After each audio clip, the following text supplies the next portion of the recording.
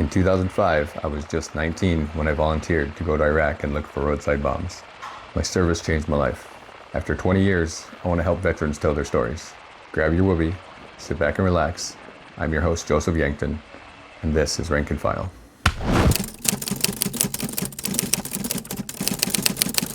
Thank you for being my first guest. Of course, this is a big deal. It's a great honor to shoot this here. It's been a long time coming. It's something I wanted to do 2023, and it's here. We're doing it. Yeah. Rank and file is a term in the dictionary stating a regular person in the military, and there's so many Navy SEAL, Ranger, Special Forces, all the stories of the 0.5% of those who serve, and they got great stories. There's nothing against those stories. I want to hear the other stories because I'm part of the other 99%, right? Yeah, people think that you got to be a SEAL or a Ranger or something like that. Right, like we have hilarious stories too. You know, I just want to hear all the other stories. So I'm going to list out a little introduction. Nick Rahn, I know that you're an Air Force veteran, and that you're founder of Warrior's Next Adventure, which has helped me personally. That's how we met. You entrepreneur of the Warrior's Garden. You're Carpenter. We worked together on some jobs. And your father. And you want to fill in the rest and kind of start from the beginning and move into your military career? Yeah. So I actually grew up east side St. Paul. And ironically, I live like 50 feet away from where I grew up, which is kind of funny. I grew up on east side. We lived in like 20 different places before I eventually moved in with my dad. Grew up playing hockey. I was terrible. I was horrible, dude. So I got made fun of a lot. What was the team? We played for Tartan Titans. So played for Tartan from 5th grade to 6th grade, and then ended up moving out to Delano and finished my hockey season with Tartan, and then spent the rest of Europe at Delano, and then 7th and 8th grade, and up until high school I went to Roseville. So nice. Have you kept up with your hockey at all? What's that? Have you kept up with hockey? No, I played a little bit after I got out of the military. I was a little aggressive when I first got out. So I played in a Brooklyn Park hockey league, and I was banned from the league because I didn't get a lot of fights, but I was very aggressive. And anytime someone was overly aggressive with me, I would respond with more aggressiveness. And the last game of the season, it was before the playoffs, and this kid smacked me in the face with a stick, and it cut my eye open. And I told him, I was like, you do that again, I'm going to drop you. And not 5 minutes later, comes back behind the net, comes up with a stick, hits me in the eye. My eye's bleeding all over the place, so I hit him and knocked him out. Little did I know his dad was on the ice, and his dad came up behind me and grabbed my shoulder and tried to hit me, so I knocked him out too. And then I just started swinging. And where I got in trouble and got banned is because someone grabbed me by the shoulder and I threw a back elbow, and I turned around and it was the ref. Yeah. And I was like, no. I was like, ref, I'm so sorry. And immediately I stopped. I'm like, dude, I'm so sorry. He's like, get off the ice. I was like, all right, my bad. And then I got a letter in the mail stating that I was no longer allowed to play for Brooklyn Park Open Hockey League. So you're a Bash Bro. Yeah. We were known for that in high school. I'm pretty sure I set the record for Roseville High School my senior year for most penalty minutes spent in the box. I was really good at drawing penalties. Like that's where I was like really good at, because I wasn't a great skater. I wasn't a good stick handler, but I would camp out in front of the net, just piss the goalie off. And so I'd draw penalties from the goalie. The goalie would hit me with their stick, and I would just go, what happened? And just take the penalty. And, I played for junior gold, which is like for the guys who aren't good enough for JV and varsity. And so all I did was hit people. That's it. And after I joined the military, obviously there's no hockey in North Carolina. So, ended up just kind of switching over to jiu-jitsu on my first deployment and kind of went that route. So, what was high school like? I mean, So with Warriors Next Adventure, I teach a lot on mental health, right? Mm-hmm. And a lot of that has to do with understanding some of your past. And the past, the work that we do in our past is how you really start to understand who you are today. Mm-hmm. And in my head, I was a loser, and I didn't have a lot of friends. I was a nerd. I didn't hang out with any specific people. I talked to a lot of people, but like in my head, my childhood was fairly abusive on my mom's side, and my stepdad would not only throw me down the stairs, he'd slap me around, beat up my mom, and constantly telling me I was an ugly loser and I was a piece of shit, and it just made me feel like I was nothing. And so that carried on with me throughout most of my life until I started doing the work. So like in high school, I have this skewed vision of what I thought it was. And I didn't really realize that was completely wrong until my high school reunion, my 10-year. And so we went to the 10-year high school reunion, and my friend Sasha was there. And I didn't remember anybody. I didn't remember anyone's names. I had a lot of brain injuries, so memory isn't the greatest quality of mine. And a bunch of people kept coming up and talking to me and, saying, like, hey, man, you remember this? I'm like, nah, dude, I don't remember any of that. And, my friend Sasha comes over to me. She's like, how do you not remember these people? I was like, I don't know. I was a fucking loser in high school. She's like, you're an idiot. She's like, everybody liked you. And I'm like, I don't know why. I'm like, well, you're nice to everybody, which I still am. Like my main core value is just be nice to people. It's not that hard. It's completely free to be nice to somebody, Mm-hmm. I'd stick up for some of the special ed kids because they get picked on, and that's just, I never liked that. I have a strong issue with injustice. I've always have my whole life. And a lot of that spans from my childhood and watching my mom get slapped around and being a little kid, not being able to do anything about it, which is kind of why I wanted to be a cop. So throughout high school, I just kind of floated around between groups, never really thought I had a lot of friends. I didn't get invited to parties. I'd show up to some parties. But yeah, overall, I enjoyed it. I just had a skewed version of what I thought about myself, What year did you graduate? I graduated 2006 from Roseville. Okay, so let's go back to the year 2000. Sure. So the Matrix has come out at this point. The internet's relatively new. It's like Mm-hmm. 4 years new. Did you have a computer at home? Like, were you on chat groups? Were you in MSN Messenger? At my dad's house, yeah. My dad and my stepmom, they were always great. My stepmom's like one of the best people I ever met. She's amazing. My dad and I didn't really have the greatest relationship as I was growing up. We butt heads constantly, and I was kind of challenge the rules kind of person. I was always kind of a rebel. But if my stepmom yelled at me or told me to do something, I'd do it immediately because she was the only one that was nice to me. But my dad, he would tell me to do something, and I'd do the exact opposite, just to piss him off. And so I was a pain in the ass to him. And then once I graduated basic, me and him have a great relationship. But at my dad's house, they had, how was that bullshit, AOL Instant Messenger with the DVD you had to put in the computer. Mm-hmm. You had to listen to that screech noise. But yeah, like I couldn't type, and I actually almost failed a typing class in high school. But once we got that, I got on like the AOL Messenger, and I played pool, and you could like talk to the people you're playing pool with. That's actually how I got better at typing, which is kind of interesting, I guess. But yeah. So 9/11 would have happened when you were in 7th grade. I was in 8th grade. 8th grade, okay. Yeah, I still remember.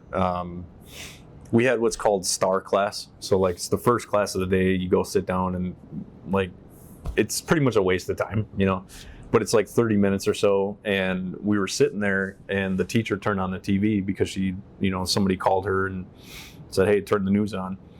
And right as we pulled it up, it was like right at the beginning of class. It was like 8:05 or something like that. And I think the second plane hit at like 8, like Eastern time, like 9:10 or something like that. I don't remember exactly. But like right as we turned the TV on, we saw that second plane hit the tower. And, everyone was kind of just in shock. No one was talking. Everyone was kind of just sitting there staring. And I don't remember much else about that day. I remember we sat there watching for quite some time. And then I don't think anyone went to school the next day. I'm pretty sure they closed school down, but I don't remember. Yeah, I think we had that day off too. I remember sitting at home, just watching the news all day. I remember realizing I knew nothing about New York because I didn't know that the Twin Towers even existed. Yeah, I'd never been there. What? Yeah. Oh, okay. I had no idea. But for me, it was a sophomore. Heard about it on the bus. Lived on the reservation, so bus came to pick me up. And we were traveling across the bridge, going north, and I was on the right side of the bus, third seat from the back. I knew exactly where it was. And then the bus driver yelled at us, and he turned up the radio, and we're like, "What?" We just all this, the news reporters were on there.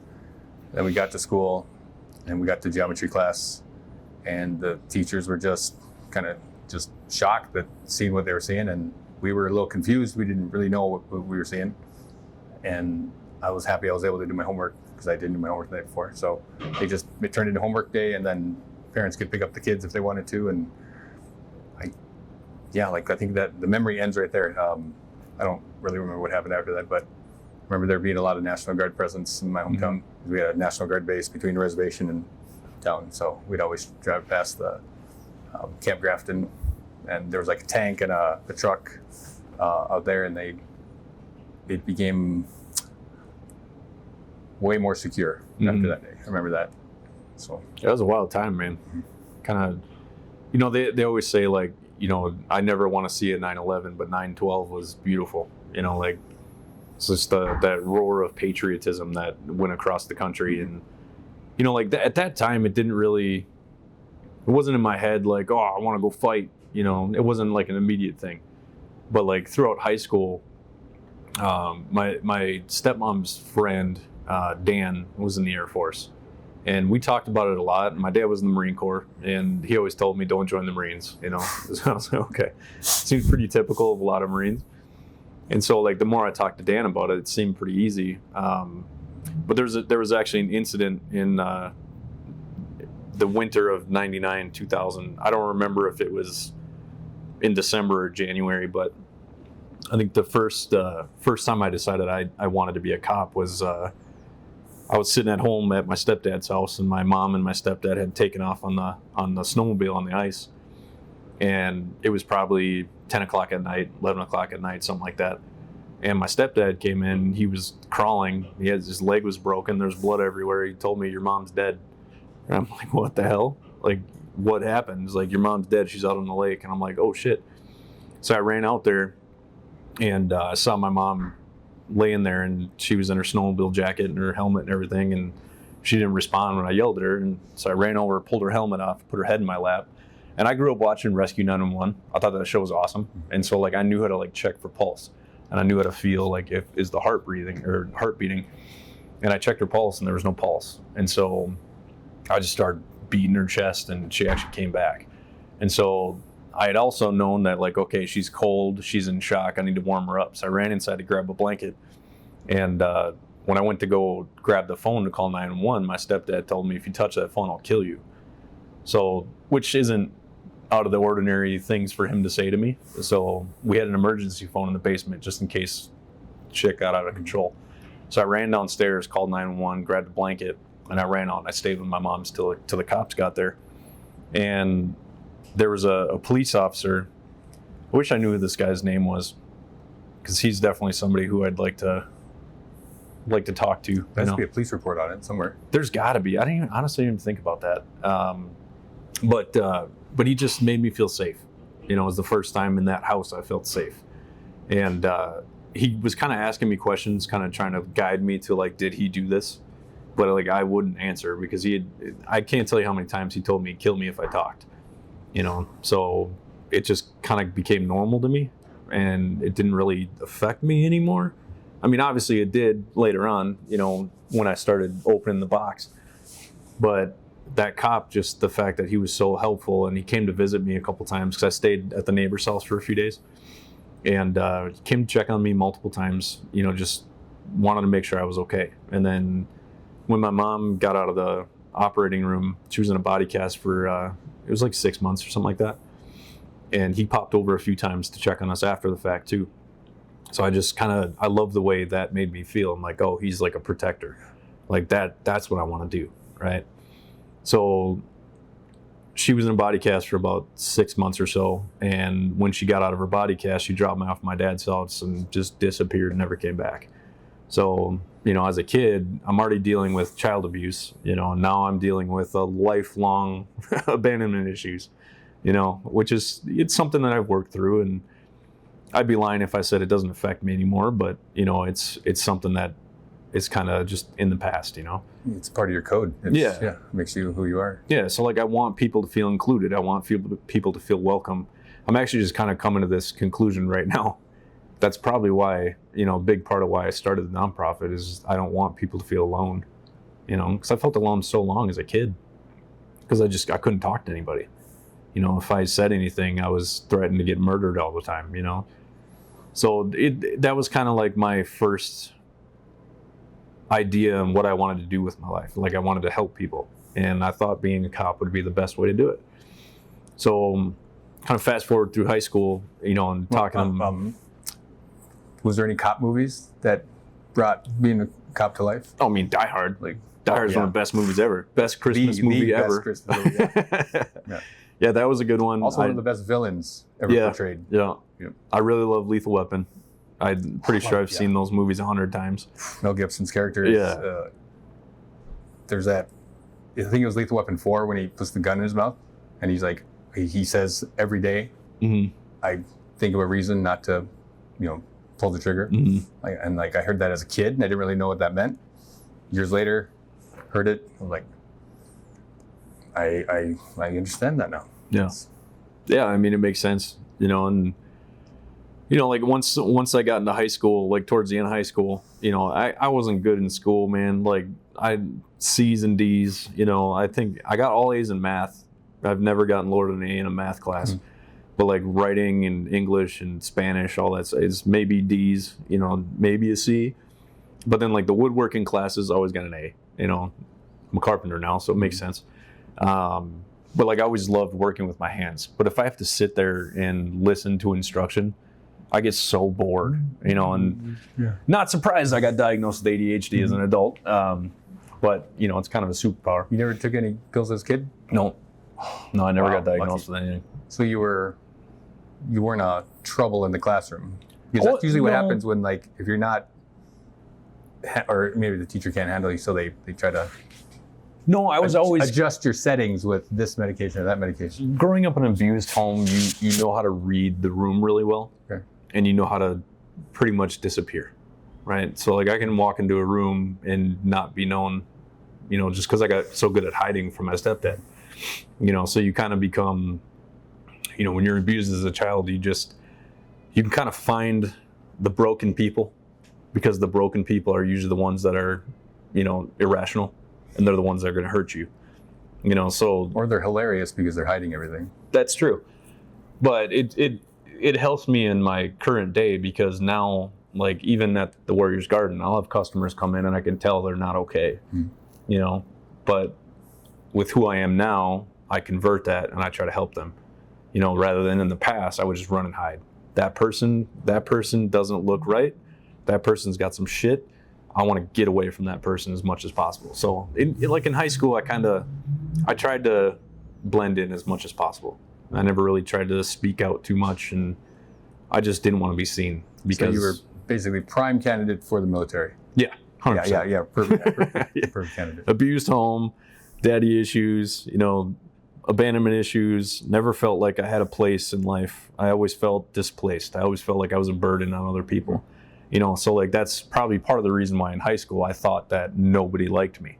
I still have that feeling sometimes of like no one likes me at all. And I've gotten to the point now where I just genuinely don't care, because I'm just living my life. You know, if you're offended by the way I live my life, that's not my problem.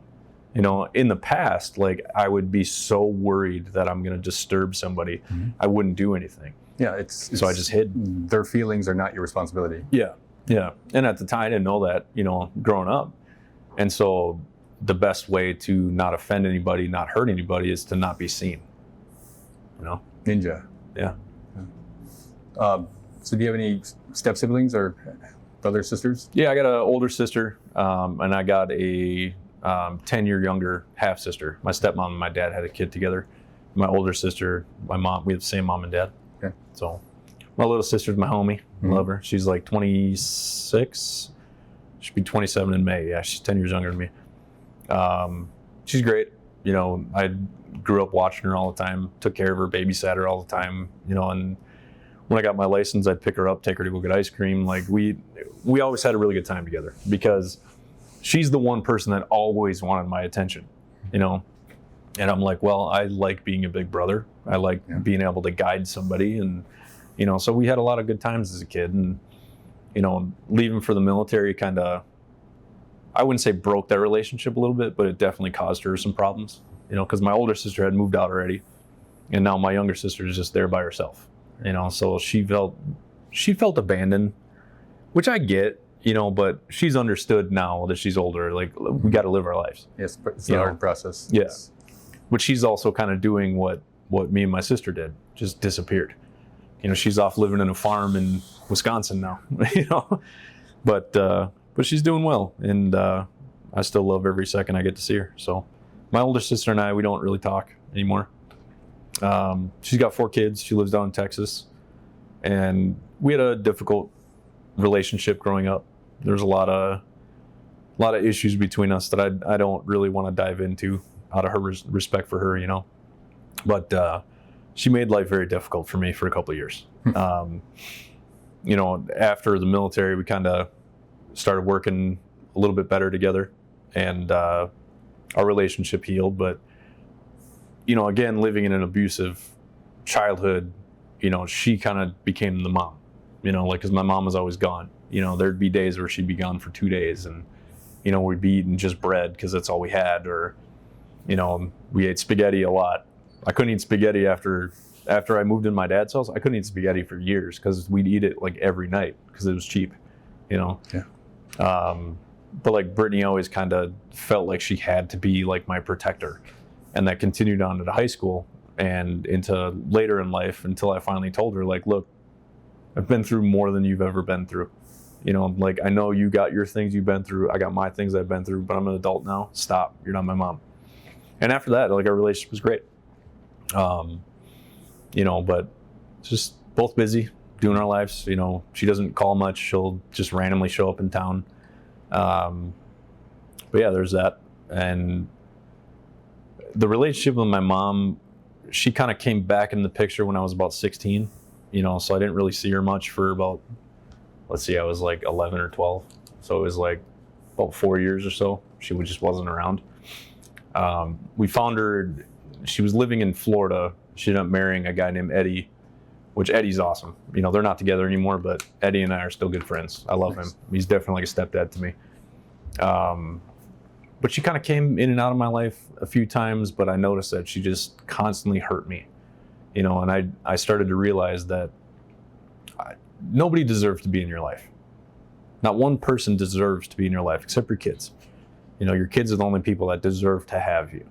You know, anyone else, I don't care if you're family or not. If someone mistreats you constantly, why does that person deserve to know you?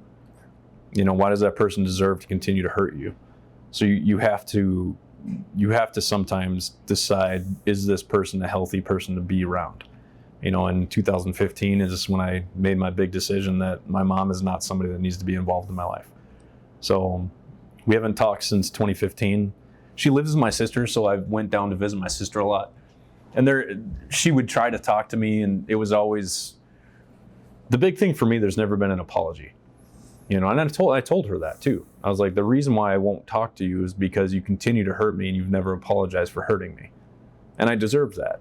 You know, and I feel like, you know, if I were to do something to you that hurt your feelings, it wasn't my intent, but it still hurt your feelings, I'm going to apologize because you're my friend and I don't want to hurt your feelings. Thank you. And it doesn't make sense to me why people don't understand that. You know, like, the only time I will not apologize is if I'm on stage doing comedy. I'm not going to apologize for telling a joke. It's a joke, right? You get mad at a joke, you got problems. You know, it's not my fault.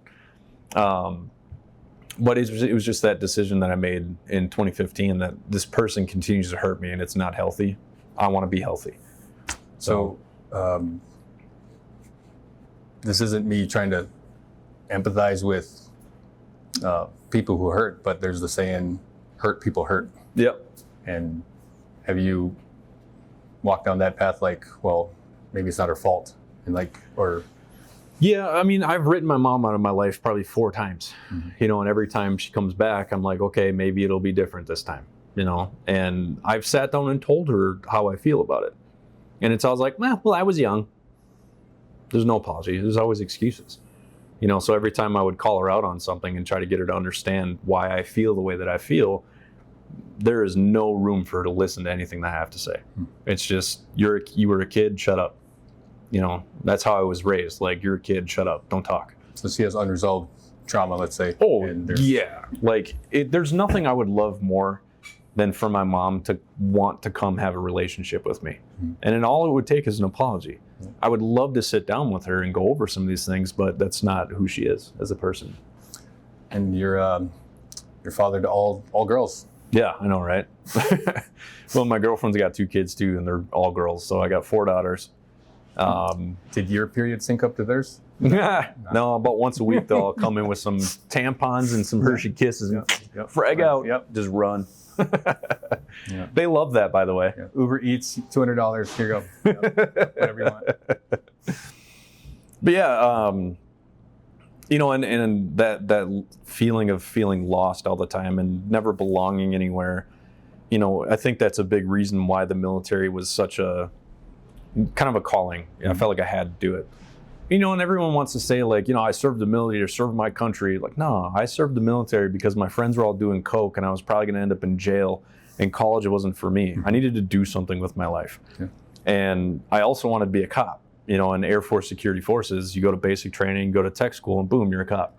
I'm like, that's my quickest route to do what I want to do with my life. So what's the GT score required to be in the Air Force? Because I know I did not have the aptitude to be in the Air Force. Are you talking about the ASVAB? Yeah.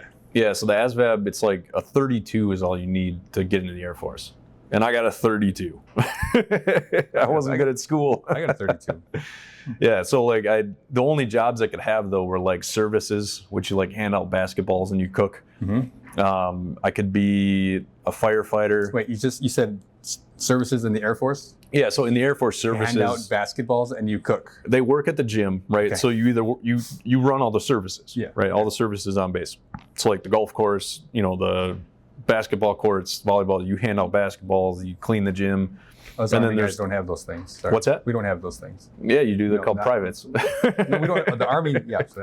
Sorry. These amenities I'm unaware of.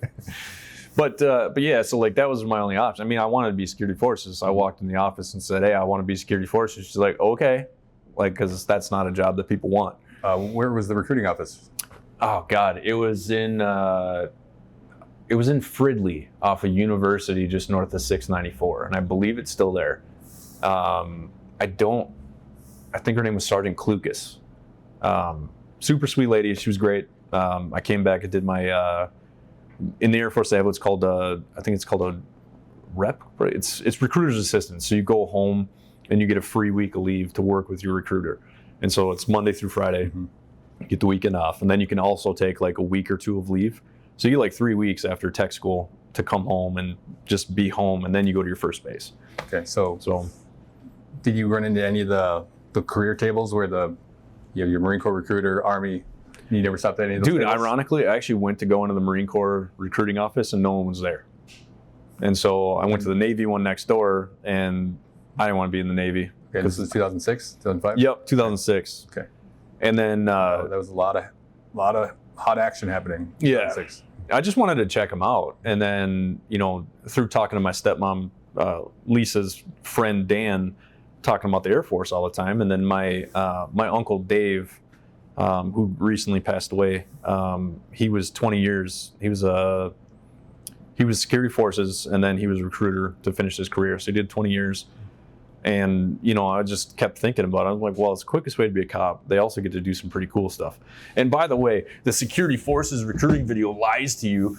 They got people jumping out of helicopters and all kinds of crazy shit, which I actually did get to do, which is kind of cool, but not like in a war zone in training, but like they try to spruce it up. Like, oh, you're going to be this badass, right? And my first, you know, basic training was really easy for me, dude. Okay, so like walk through the enlistment, you joining what your stepdad said. Yeah, so I joined in, I graduated in 06, and I wanted to take a summer just to kind of feel things out, right? I got kicked out of my house because me and my dad got in a fight, and I stayed with my my girlfriend at the time, who ended up becoming my wife. I stayed at her brother's house, and we just drank and smoked weed, and like we did nothing. I didn't work the whole summer, dude. All I did was 18. And my girlfriend worked at Burger King, so I would eat Burger King 3 times a day. So for me, I got chubby, which was only about 160 pounds at 6'2" at the time. I was a tall, skinny kid. Yeah. But I was maybe 150, so I had gained like 15 pounds over the summer just eating Burger King. And you know, there was an incident with one of my friends where I was over at his house and I had fallen asleep, and I woke up to like the cops banging on the door, and you know, he got arrested for a DUI. They had taken a truck because they also found out they were doing cocaine, which I didn't know. High school buddies were doing cocaine? Yeah. Where'd the money come from? I don't know, because these guys didn't have jobs. So, but I woke up, and what had happened was they decided at 3 o'clock in the morning they were going to go to the hardware store and get paint, and they were going to paint their truck.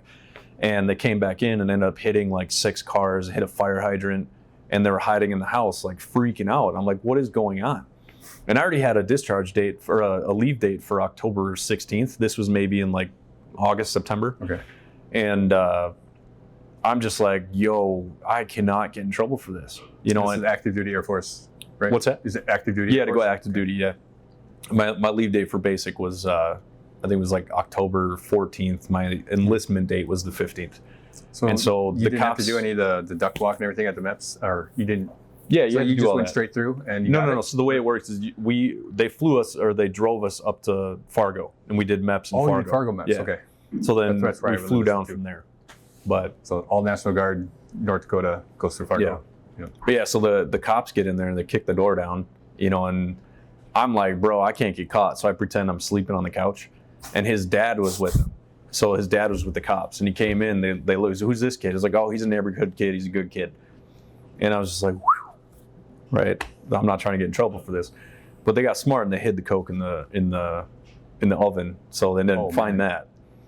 But I was just like, yeah, I need to go. You know. So luckily for me, I shipped off, and MEPS was interesting because, like, you know, I drove up with like 2 other guys. You know, I don't remember their names. One of them his name was Red. He was a tall redhead guy. I don't know his actual name. I never did. The military nicknames. Yeah, I know, right? So we go to MEPS and we stayed overnight, and Red had smoked weed like 3 weeks before that. So he was just chugging water and Dramamine, or not Dramamine, niacin. Yep. Supposedly helps push it out of your system. And he passed in basic, so they didn't drug test us for like 3 weeks. Well, this was 2006. Yep. So I was my second tour in 2006, and there's a lot of action happening. Like that would have probably been peak recruiting time for all the branches. So it's like, yeah, I mean, send his pothead to war. Yeah, send him to war. Right. Yeah. Yeah, like basic training was super chill, man. Like we got yelled at a lot. Got to do push-ups, sit-ups. I'm like, where was it? So it's San Antonio, Texas, at Lackland Air Force Base. That's where all Air Force goes to basic training. Okay, so my best friend went to, I think he went to, yeah, he had to go to Lackland. But I never actually heard what the reception is like. Yeah, so like you get shipped in on buses. Everyone goes to the San Antonio airport, right? All the fly-ins, right? So we just sit there. And we sat there for 4 hours, dude, just waiting. And so we're sitting in the airport at the USO, and we're all free. Everyone's freaking out. And I'm just kind of like, oh, well, this is going to be interesting. You know, as far as I know, they can't hit you, so I'm already better than childhood. So like we just kind of sat there and chilled, and you know, I was calling my family and telling them like, hey, you know, we're about to get picked up.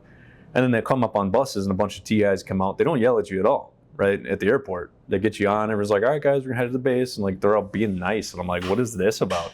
And so what they do is they pull you up into your squadron.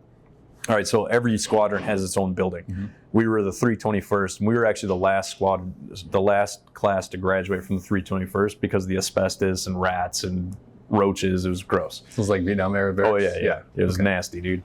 And so you get there and you stand on the yellow lines or the yellow feet prints, right? And so they line everyone up. They're screaming at you. They're making you do push-ups. And then my hair was long too, so they were calling me Goldilocks, and I got all these girly names. And so they just scream at you for an hour, doing push-ups, doing sit-ups, like just yelling at you and, you know, doing the shark attack, right? Where everyone's coming in. And they send you up to your dorm. And the way for us, like you go up the stairs, you go into your dorm room. Right as you come in, there's like a walkway. There's the bathrooms back here. And then there's 2 bays with 30 guys on both sides. You got 60 guys in a bay. And then there's the wall separating it. And then in the Air Force, called it a TI, a training instructor. So the TI's office is right up in the front, right, with the door on both sides. And so we go in, they throw us at our bunks. They just literally, you just pick a bunk, right? You don't really have a choice. The first day. So the first day he's getting a bunk. And then what happens is, you know, it's nighttime by this time. So 9 o'clock, lights are out. And what they do is in the Air Force, there's the guys that are graduating that week, they'll have like 2 dorm guards from the graduating class in the new guys' basic training. We call it, what do you call it? We call it Civvy Week because you're just in your civilian clothes for like a week. And so they would walk around, and one of them walked in and said, "All right, guys, who's got questions?" And they're like, everyone's scared to talk because we were told to shut the fuck up and go to bed. And so we all started asking questions, and it actually turned out to be kind of calming for a lot of people. I was still pretty chill. You know, I was just like, the worst that's going to happen is I'm going to get screamed at. Right. They can't hit me. I'm good, dude. Found out that wasn't true because I think it was like the 3rd weekend, I ended up getting strep throat really bad. I got strep throat a lot as a kid. I don't know what the hell it was, but I got it like, you know, every other month, you know, and they didn't know what the hell was wrong with me. But I got sick and I got quarters that day. So you are not allowed to leave your bed. And there was like a fire drill or some shit. And I didn't get up, you know, because I was told to stay in your bed. And I was really good at listening to directions. You tell me to stay in my bed, I'm not getting out. So I didn't get out, and everyone's running out, and a TI comes over and flips my bed over with me in it. But and you told me not to leave freaking my bed. out, you know, and so I'm scared. I'm like, what's going on? So I get up, I get dressed, and I start running out. I go down the stairs, and I start running into the field, and Sergeant Lozano was the name of my instructor. He's like, "Ron, what the fuck are you doing out of bed?" I was like, "Sir, the other TI told me to come out." He's like, "No, get your ass in bed." I'm like, "Okay." I go to run back upstairs. As I come back inside, that guy who kicked me outside is like, "What are you doing?" Screaming at me. I'm like, "I don't know what to do." And so Sergeant Lozano came up and told him, like, "Hey, he's in quarters, right?"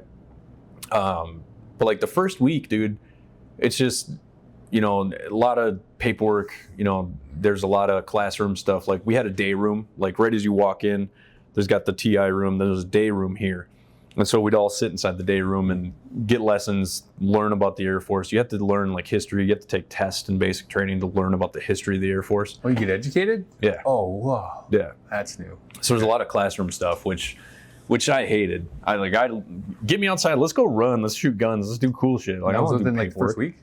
It's I think so. Was it broken down into phases? So Army is Yeah, is you got red, white, week and 1. blue? It's week 1, And then week it's 2, gold and week silver. 3, week 4, week 5. It's broken down by week, right? So each week is your. So the Army's based, we were actually done in colors. Mhm. You know, yeah, you guys like numbers, so a little more advanced Air Force stuff. Yeah, I know, right? A little leveled up, yeah. Everything's color coded. Right, so you yeah, guys I know can the Air Force understand. does not want to associate with any of the Army policies or rules or uniform, anything. It's like, they do colors, we're going to do numbers. Yeah. Yeah. Yeah, I mean, basic was nice. And then we had, I don't remember what we called it. I think it was week 5. It was either week 4 or week 5. We did, I don't remember what they called it. It was like battle week or whatever. And so we go up to a different base, and it's like it's where the obstacle course, the gas chamber, all that stuff. Mm.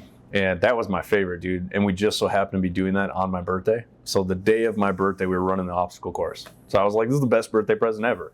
And we're having fun. I nailed the obstacle course. I asked if we could do it again. They told me to shut the fuck up. But like we got in trouble because we were like laughing and having fun, you know, and so like screaming at us. But it was a great time. I really loved it.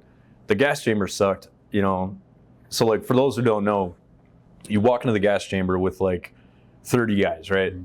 And you're wearing gas masks. They fit you for your gas mask before, and then it's tear gas, right? Pepper spray. Yeah, well, no, it was actual gas. So Well, we had pellets that they would put in this big coffee okay, can. yeah. I think They'd put pellets in there, and then that's probably the same thing CS gas. because it filled up the whole room, and then you had to take it off. You had to say your reporting statement, right? So the Air Force, you know, you'd have to say your reporting statement as a Sir Trainee Rahn reports as ordered, and I'm like, Sir Trainee, and you had to say it and to get out. and I could not get the words out. So I sat in there for like, it had to have been, it felt like an hour, but it was probably like a total of like 5 minutes or something like that. And that's a long time to be sitting in that gas, dude. It sucked. My experience, I was the last one in line, and we had 2 female drill sergeants, and I forget her name, but she was short, and she had really intense eyes. Like it was, you could see like all the little ones were always the meanest. And she grabbed my canister, turned it like half a turn back, and then shoved me in and closed the door. So my first breath inside this was just gas, immediate gas within my mask. Burn, and everyone is breathing normal. I'm freaking out. Yeah, I'm going ballistic, and I was told the drill sergeants yelled. They said, "Restrain him, get him against the wall." And I my adrenaline spiked, and I threw both people off. And then he said, "Just let him die then." Well, my brain is already like, "Are you in hell? You're burning." It feels like my whole body was burning, but it was just my mask. Dude, that'll kick off your fight or flight. And like my lungs were burning. Yeah. Everything was just, and I turned into like this mini Hulk for a second, and they're like, "Just let him die." And I was able to just thump up against the wall, and then my breathing came down to normal. And everyone because they had to get everyone else to do their stuff. And they did the mask on, and meanwhile, I'm just like, just barely breathing. And then they're like, "All right, masks off." And so when I took my mask off, then everyone else was freaking out. So it was a little, but there's 2 gals that graduated with us, and they both took off their mask, and there was like no effect. That's wild. While we were just, everything was draining our faces, were just wild. The 2 gals, because we had 21 Bravos, combat engineers, and then we had bridge crewmen, and the bridge crewmen could be females. And so they were just, it was like the gas had no effect on them at all. It was wild. Like we have this little DVD that actually has them just showing us up completely. Dude, the worst is when they open the door and you got to run out, because you run out and you got just snot just hanging to the ground. You're like, just dumping water. Dude, the messed up part too is what they made us do is afterwards we had to do a 2-mile run. And so we stopped to do push-ups. And so when we stopped to do push-ups, I laid right in an anthill, a fire anthill. Oof. I just got covered. So I just start getting naked, dude. I got all the way down to my boxers. Like, "Ron, what are you doing?" I was like, "I'm getting attacked." So I just rip everything off. And I'm standing there in my boxers just wiping shit off. They're like dumping water on me to get these ants off. I had like 300 bites in my body, dude. It was bad. That hurt, man. Is that on your medical statement? Is that I don't documented? Think so. No. Oh man, that could have been. That'd be an extra 10% on your VA. I think there was like 3 people who laid in anthills too. So like we're just losing our minds. Well, they inject venom. They have a small toxin in their. Yeah, it sucked, dude. In their bite. Yeah, if you've ever been bit by a fire ant, it sucks. But you get bit by 300 of them at the same time. That was bad. They didn't even let me go see medical either. They're like, "You're fine." I'm like, "Okay." I got welts all over my body. I'm like, "Okay, all right." So the drill sergeants we had, I graduated in 2004. They weren't allowed to hit us. They told us that, but then they made a differentiate. They're like, "But I can hit my uniform, and you're wearing my uniform." And so they would grab the uniform. Yeah. And there was a couple times when we got shook, and it was those knuckles like, "Oh." Yeah. It's like, "Am I hitting you? Or am I hitting my uniform?" Pull it out. "You're hitting me, your uniform." Drill sergeant. Like, "Yeah, that's my uniform." Dude, they'd always say, Smokey the Bear hats. They come up just smacking the forehead, brown round, peck you with the hats. Man, that sucked. There's one kid got hit so hard he actually split his head open. What? Because those brims are sharp, dude. And all they did was just fucking put a Band-Aid on his head. It's like, all right, don't say anything, Yeah, the shark attack week was pretty wild. It was, I can see him. He was this Mexican, I can see his name. Cruz. Yeah, just Sergeant Cruz. He was first platoon. And there was first platoon, there was Cruz, Drill Sergeant Dixon, and Drill Sergeant Monday. And Drill Sergeant Monday is now Command Sergeant Major of the Army. And nice. The recruiting, he's like awesome, the top dude. Command Sergeant Major, but he was my drill sergeant in basic training. And I'm friends with him on LinkedIn. So shout out to Drill Sergeant Monday. And I actually saw him in Iraq the next year, which was a whole nother story. Nice. But that shark attack week, the last thing we put in our duffel after we got issued all our gear was my helmet. Well, he gets on the cattle truck, and he comes in, he's like, "How dare you look at me, Private, bury your face." And I'm just like, "Okay." I smashed my nose right on my helmet, and I'm just like, oh, Just bleeding and everywhere. then, so like I have tears. And so the next day they're like, "Are you crying, Private? Are you crying? You have tears?" And like, my nose felt like it's broken. I'm like, "Yes, Joe Sergeant."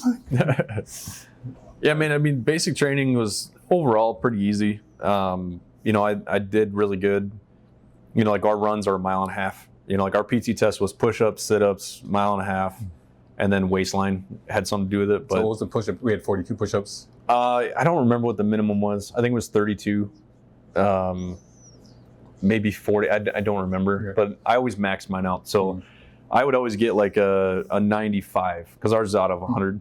I always get like 95 because my run was never that good. But in basic training, my 1.5 miles was the fastest I got was like 10 minutes and 20 seconds or something like that, which is that's pretty good. So you were in sports through high school leading up to this, so you're pretty physically. Just hockey. Did you ever go to the gym? No, never lifted weights in high school. So we did have a weightlifting class when I was 16 because there's a photo of me and I actually looked pretty jacked for a little 16-year-old. So it was just weightlifting class. So once a day I'd go lift weights in the gym. You know, so and the PT test was basically just basic. Yeah, I mean, it was pretty nothing. simple. Yeah, it was not hard at all. I'd max out my sit-ups, max out my push-ups, my waistline. I think my waistline in basic was like a 29. I was a skinny dude. I started basic training at 160 and I graduated at 145. Just ripped 6-pack. Like I looked great, dude. But you could see my ribs, like you could see my heart beating through my dropped chest. Weight? Okay. Oh yeah, I lost a lot of weight. I joined. I was 6'4", 142 pounds. They had to put in a weight waiver because I was underweight. Mm-hmm. And then after basic and AIT, I came back at 185. Well, like I want to say, I gained 40 pounds. 4 weeks in, they put me on the skinny kid program. So like, if anyone looks like they're just losing too much weight, you get a little bit more time to eat. And I was always at the back of the line. We had a sister flight, so it was a female flight, and I would always eat at a table with females, and they had to eat a certain amount of food. They're like, "Ron, you want my food?" I was like, "Yeah, throw it on." This is like basic. You're just going to town, dude, and these girls are just throwing shit on my plate. I'm so happy, dude. Because like the thing for me was there was just never enough food. Because I was always a big eater. I could kill 2 pizzas as a kid, and still be 150 pounds, you know? Right. So like for me, it was just because I wasn't eating as much as I used to.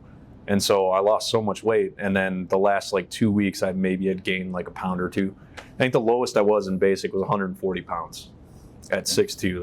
That's skinny, dude. So did the DIs, did they bring in any like live reports like this is what's happening in Iraq or Afghanistan? Because we had Air Force EOD that would have to come up from Baghdad, and we had Army EOD come up. Sometimes they'd be on our base, Anaconda, and then we had security forces on base. They were the police officers. We got pulled over by security forces. Okay, I actually got on base. Yeah, so I hit my record button. Ridiculous. We had an 0500 SP time, and so we did our mission brief, everything. We saddled up, and we were heading out on Perimeter Road to go to the South Gate, and it's pitch black out. All of a sudden, I'm in the Buffalo. There's lights, red and blue lights behind us, and they're like, "Yankton, hit record this." I'm like, "Oh yeah!" So I hit the record button, and they're like, "We need to see your license, your license qualification." The government driver's license. Yeah, like military driver. Like, we're like, we have mission. We can't. Yeah. And like one guy's like, whatever. And our sergeant, staff sergeant, came out, and like, we're not showing you shit. Yeah. I have the recording somewhere. I need to find it, but it just blew our minds that like we were getting pulled over because we were driving too fast at 5 a.m. in a South African, made vehicle, Buffalo. Like clearly we're going out on mission. Just let us go. Maybe pull out in front of us and let us get there faster. Yeah. And so there was that imagery. 2009, 2010, I was law enforcement on Balad, and they told us they want us pulling people over. I was like, I'm not pulling over a Humvee full of Marines. Dude. That's so stupid. They got more important things to worry about. Yeah. So like I did base runs. So like for the most part on that deployment, I was dispatch, and then I was a part of a anti-terrorism task force, which was pretty fun because we just drive around, check IDs, and look for maps, look for media devices from the third country nationals on base. But then they were like telling the law enforcement guys, like, we need you guys to start writing speeding tickets. I was like, in a war zone, And so like I got in trouble because I challenged it, which was pretty typical for me in the military. I was always the guy getting in trouble because I asked questions. They're like, shut the fuck up. I'm like, well, I just want to know why. Like, why are we doing this?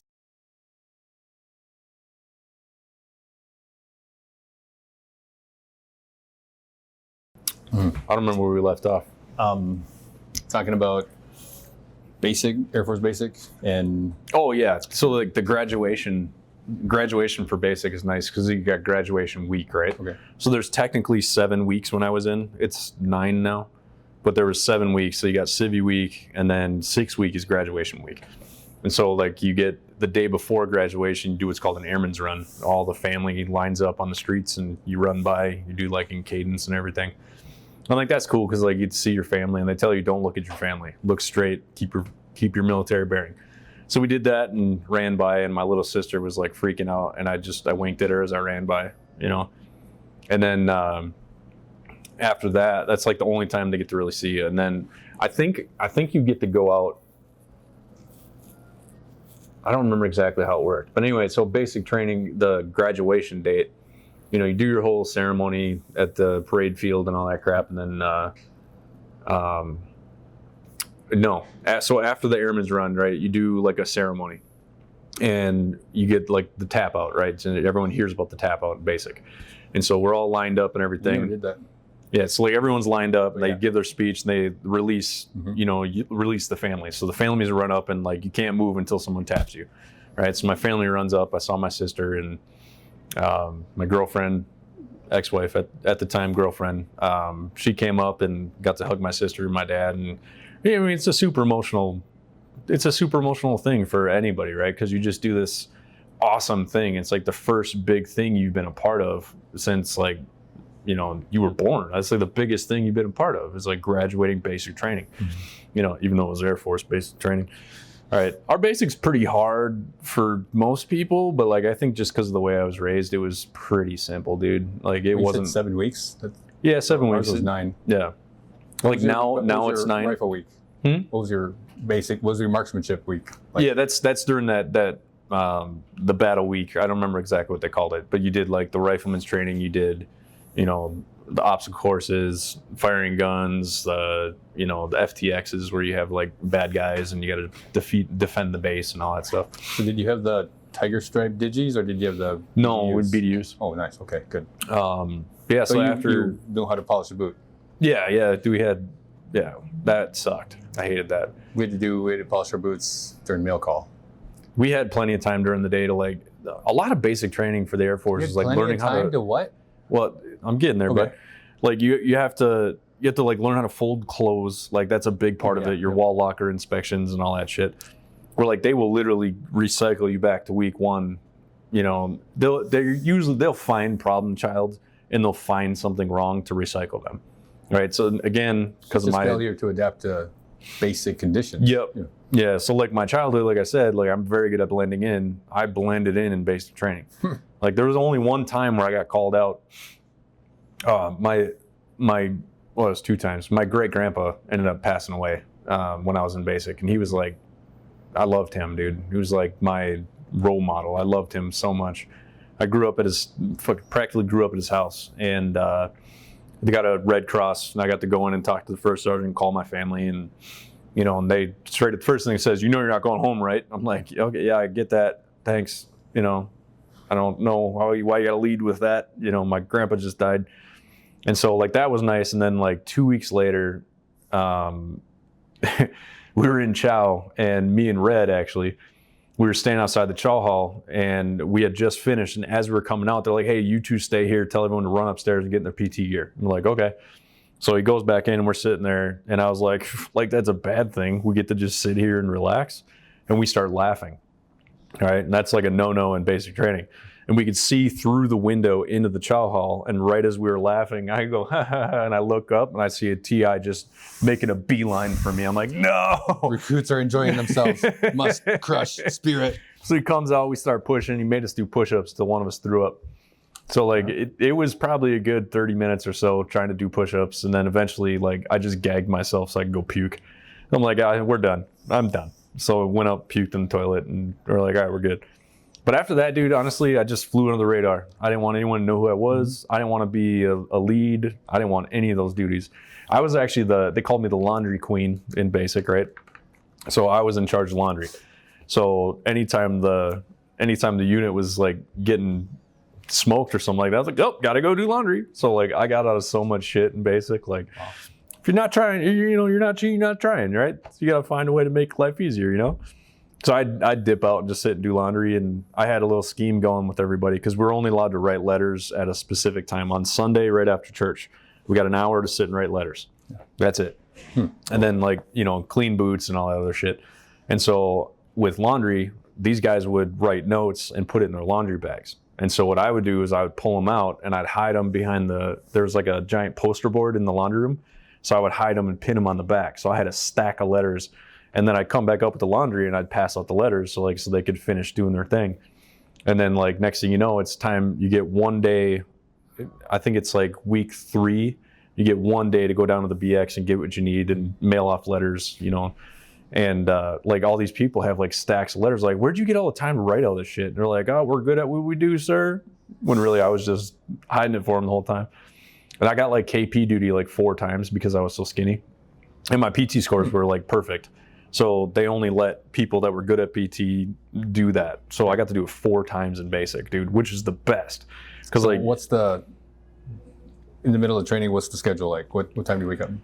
I mean, it's, I think it was like 6 a.m. Get up, go down to chow. 6 a.m. I think it was 6. It might have been 7. I don't know. 4:15 wake up. It was. I think we it was had to be 6. outside at 4:30. So we had a minute to get our stuff on, sir. Take accountability, and then be outside. Sir, this was the Air Force. Okay. We need our beauty rest. Right. So like I know it's like 6 o'clock or so, and then you get on, eat chow, come back upstairs.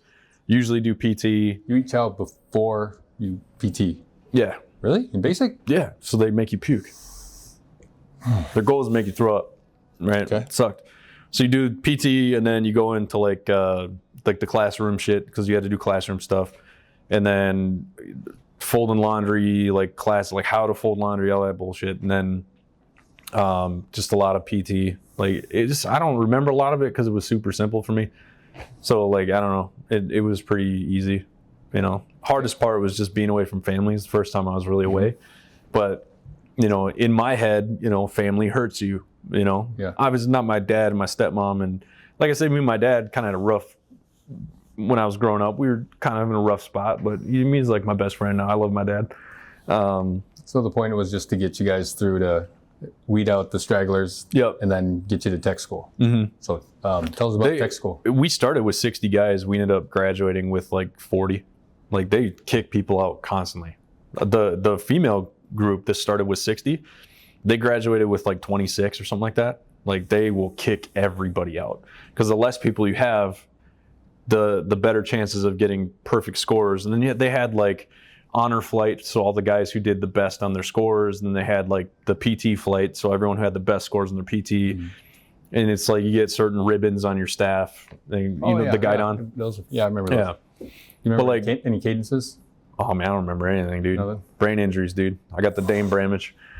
But no, it's the whole C-130 rolling down the strip. Like that's one of ours. I don't remember anything else though. But like after you graduate basic for security, Jack, meet me down by the railroad track. I don't know that one. With that bottle in your hand, I'm gonna make you drinking, man. I don't remember much, dude. Yeah. But like after basic, right? We would just get bused to the other side of base because security forces tech school is on Lackland. Okay, so it was all one set of training. You didn't have any layover or space between training? No, I don't think so. Yeah, it was literally the next day they take us straight to tech school. Okay, yeah, they called it one station unit training for us, and we had the same drill sergeants for combat engineer school, same barracks, everything. Yeah, so we had security forces instructors. So like in the Air Force, the way it works is you're going to get taught by somebody who was security forces, or like CE, you're going to get taught by CE guys. So you go there, you get set up, and like I still remember the first chow we had. We get all our stuff put in our barracks or in our dorm rooms, right? You share a room with someone, then you share a bathroom with another dorm room. So I mean, that wasn't bad. Most had 3, but we only had 2. So my whole tech school was only me and one other guy, which was great. But like you could have a mini fridge, you could have a fucking TV, PlayStation. Like we play Madden all the time. But like I remember the first day we went to Chow, we go there, get our stuff set in, and they take us to the Chow, and we march to Chow, and they walk in. Before we go in, they're like, "Look, guys, this isn't basic. Just get your food, sit down, and eat." And we're like, "How much time do we have?" Because in basic, you get like 2 minutes, maybe 3. You know, like you're just shoveling food in. They're like, "No, you guys get an hour." Yeah. Oh. I'm like, "We get an hour to eat, and I can go back as many times as I want." They got chili cheese fries. Like, I'm a fat kid at heart, dude. My first meal I remember I had it was a bowl of chili cheese fries, a fucking double cheeseburger, a chicken patty, chicken tenders, French fries, as well as the chili cheese fries.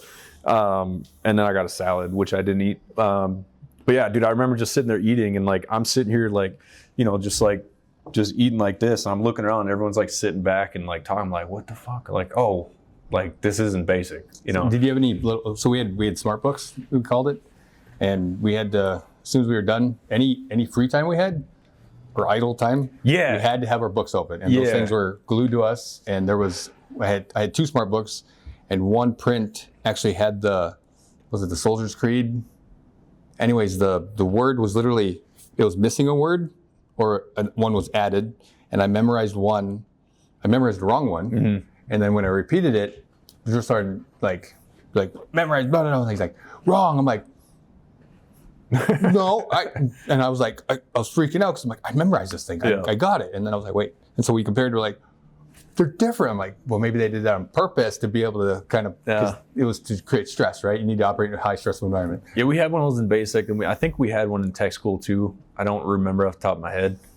But like tech school was pretty chill too. I mean, like, you still got smoked if you pissed off the instructors, and you know, security forces tech school is just extended basic training essentially. You just get yelled at a little less. So what's the structure of like? How do you become an Air Force cop?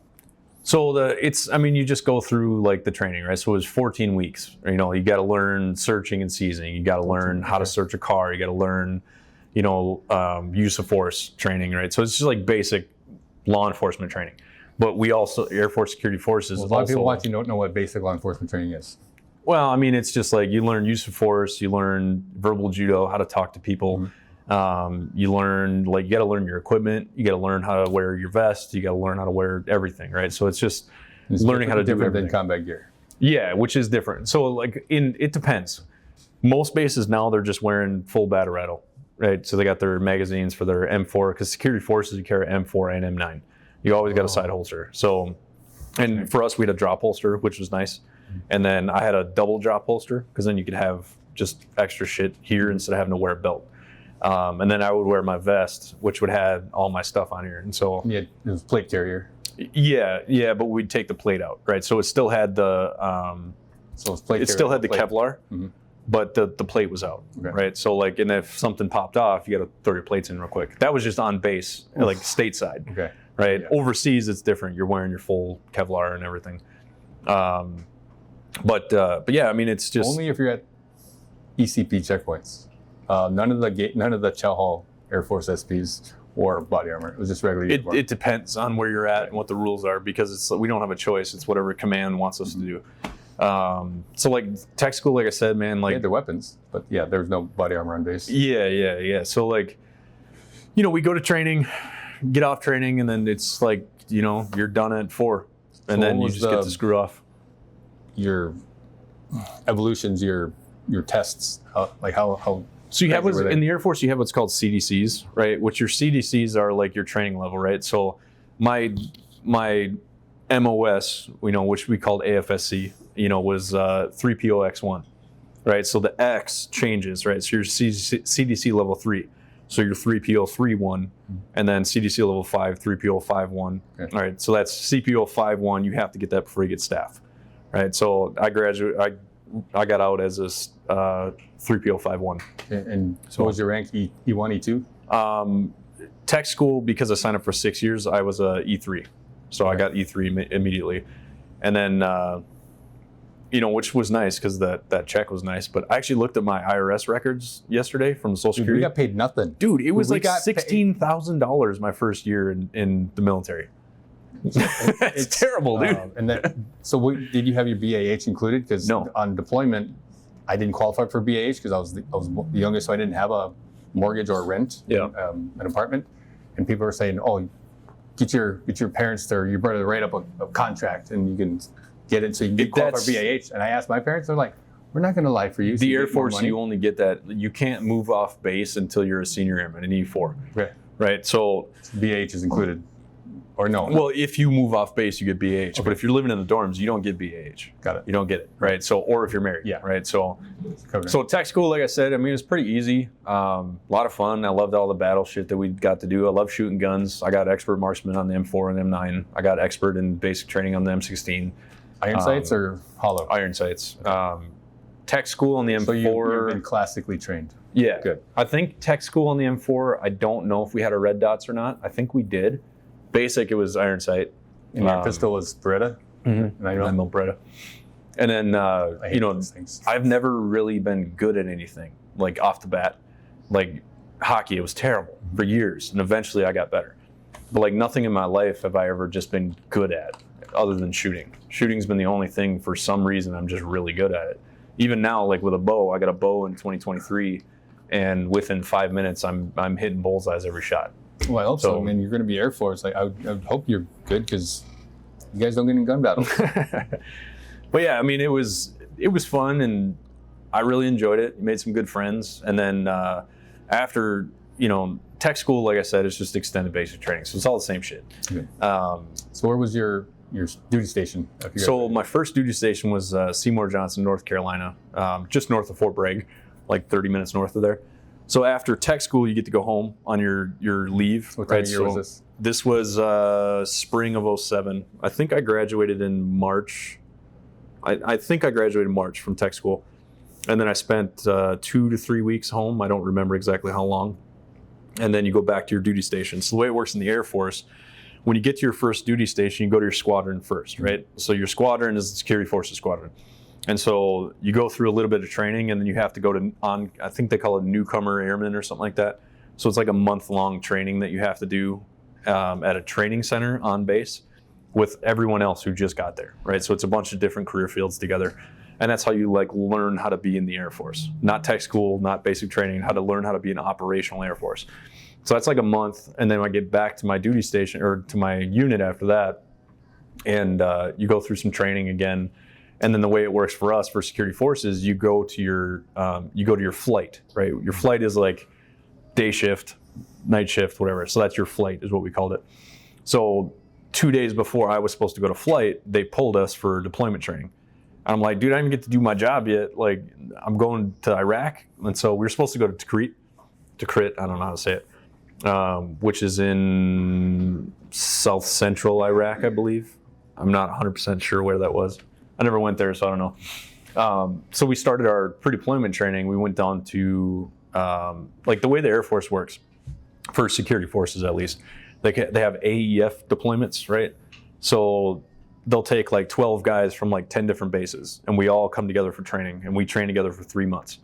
And so everyone is from a different base except for like a squad of 12, right? So then we all work together, we do training, we do like convoys, we do route clearance, looking for IEDs, you know, shooting courses, you know, shoot houses, stuff like that. So training was the best, dude. I had so much fun doing that. So the security forces sort of split up between like staffing as,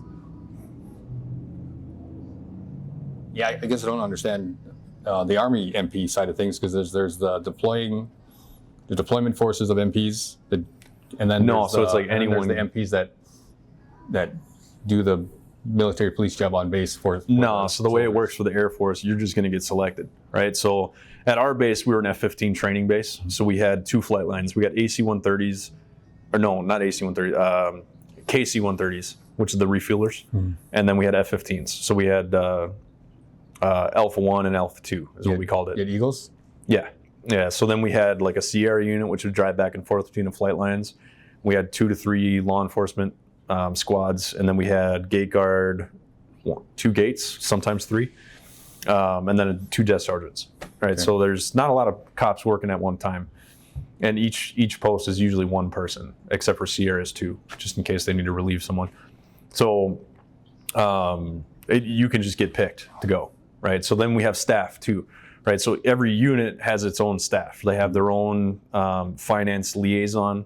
They have their like the S1, S2, S3, S4, like supply guys. It's all security forces. So one unit does everything that we need to do. Yeah. So when we went to our pre-deployment training, we went to, they called it Brave Defender, right? Because security forces were called defenders, right? That's what they call us, right? So we did that, and then as we were getting ready to ship out, they changed our deployment to Qatar. And so I'll tell you this much, dude. I'll tell you this much, dude.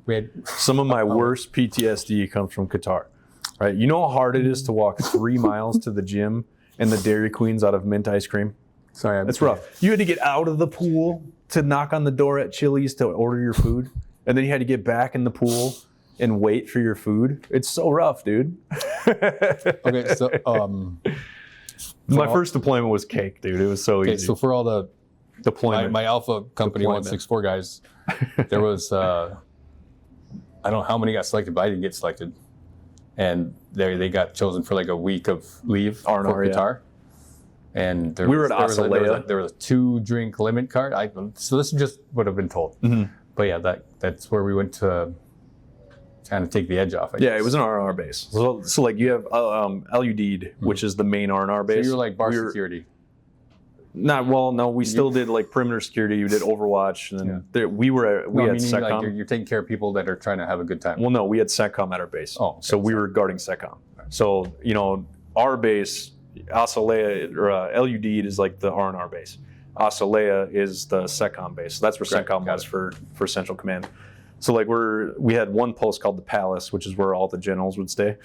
So like General Petraeus, he came in one time, super nice guy, and he wasn't. Those staffing people have good stories. Dude, the staffers are the annoying ones. The generals are super chill. No, I mean the stories about all the. Everything that happens with the. Yeah, dude, it's crazy, man. Like it was obviously a very easy deployment, but like I said, I was always in my head. No one likes me. Everyone hates me. I'm gonna go eat worms. Like that was my motto, right? You gotta fit in well on the reservation. Yeah. So shortly into my deployment, everyone picked on me, dude, right? And I was that kid who would get so mad I would cry, and I had no ability to like control my emotions, and so I just hid in my room. And I had internet in my room, so I would just play, I think, Age of Empires, I think it was called. Oh, yeah. But yeah, it was a great game. So I would just go to my room, and I would never hang out with people. Like, there was like a bar with a pool table, and like everyone's always hanging out, and I was never there. So this is while you're deployed? Yeah, in Qatar. Okay. And so two of my sergeants... Man. What's that? You could have played Halo. Halo 2. I didn't want to go around people. Like there was a game place at the gym that we could go play and whatever, but I didn't want to be around because everyone was always picking on me, right? So I'm like, get away from me. Like I was in my head at that time, I was always the victim, always, right? I had that strong victim mentality, and I still remember Sergeant Lilly and Sergeant Thomas. Shout out to Sergeant Thomas, Sergeant Lilly. They pulled me aside and essentially told me I'm not allowed to go to my room until 9:00 at night. They're trying to socialize you. Yes. And I told them, I was like, they're always picking on me. Like, man, you got to understand, like, these guys are fucking with you because you're a pussy. And I'm just like, well, no, I'm not. And then I got so mad, I started to cry. And I'm like, oh, God, I am a pussy. So what ended up happening was I started trying to talk to people, but, like, they would start fucking with me. So I would try to fuck with them, but I'd always say the wrong thing. And it was just too far, and it would piss people off. And so then they would gang up on me again. So I'm like, I don't know what to do. Like I didn't know how to socialize, And so again, I kind of just went off and did my own thing. I'd go to the pool by myself, and like I would just be by myself as much as possible. And then one time, Sergeant Kramer, he was a staff sergeant in the Army, and he was talking about jiu-jitsu one day. He was an MP. He was kind of assigned to our unit, and he was the Army liaison. And he's like, yeah, I'm a purple belt in jiu-jitsu. I'm like, what's jiu-jitsu? And he gives me a tape, DVD, of UFC 1. And I'm like, okay, cool. So I watched Hoist Gracie go in and absolutely demolish everyone. I was like, this is cool, dude. And so I was like, you do this? He's like, yeah. I'm like, well, let's do it. So we got some mats and we started our own jiu-jitsu club. So that kind of became my vice, you know, Nice. and then the more I started training, the more they started making fun of me, you know, calling me a ninja and all this shit. And they kept calling me Chuck Liddell because the way I had my hair cut kind of looked like Chuck's did back in the day. Nothing wrong with that. But it pissed me off. Like everything Right. made me mad, dude. So eventually, as the deployment went on, my buddy Judd, he was the worst. He would fuck with me so bad. Like he pushed my buttons so much. And he was 6'2", 6'3", you know, 240 pounds, right?